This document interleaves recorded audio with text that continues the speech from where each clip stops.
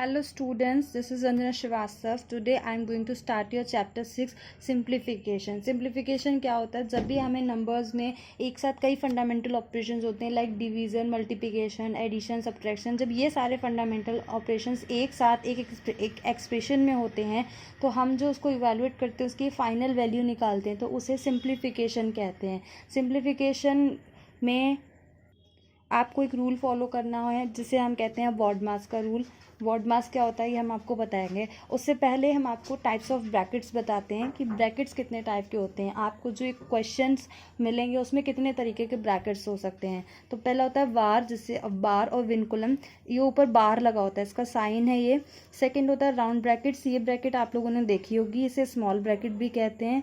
Third है करली bracket, ये करली ब्रैकेट है, इसे ब्रेसेस भी कहते हैं. फोर्थ है स्क्वायर ब्रैकेट और बिग ब्रैकेट, ये इसका सिंबल है. इस तरीके के ब्रैकेट्स आपको एक्सप्रेशन में मिलेंगे.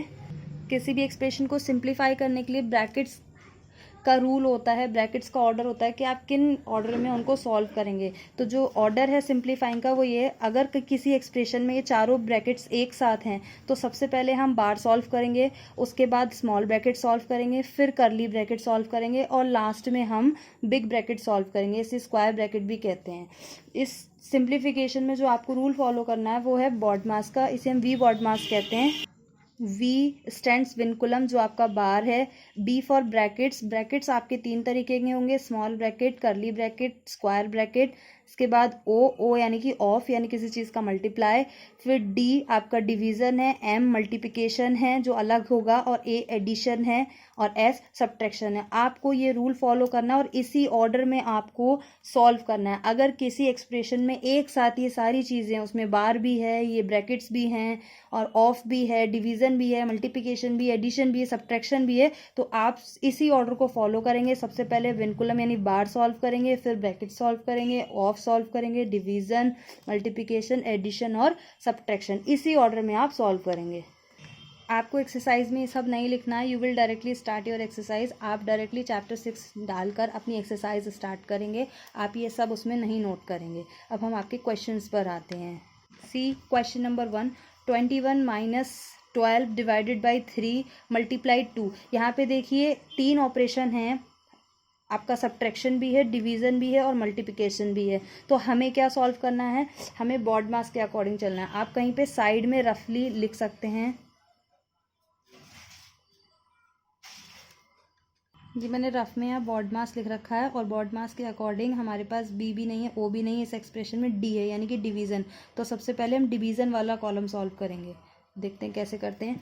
जब आप डिवीज़न सॉल्व करेंगे तो 21 माइनस 3 को जब आप 12 से डिवाइड करेंगे, 12 को जब आप 3 से डिवाइड करेंगे तो क्या आएगा, यहाँ पे आप रफली करके देख लीजिए. 3 4 ज़ा 12 यानी क्या आएगा 4. इस टर्म को हमने सॉल्व कर लिया और मल्टीप्लाई 2, ये हमारा बचा. अब डी के बाद एम यानी मल्टीप्लिकेशन, तो हमें पहले मल्टीप्लिकेशन सॉल्व करना है. तो 21 ऐसे ही रहेगा, माइनस 4 2 ज़ा 8, ये आपका हो गया मल्टीप्लिकेशन. अब देखिए एक ही सिंबल बचा, एक ही ऑपरेशन रह गया माइनस. तो 21 में से जब 8 जाएगा तो कितना बचेगा 13.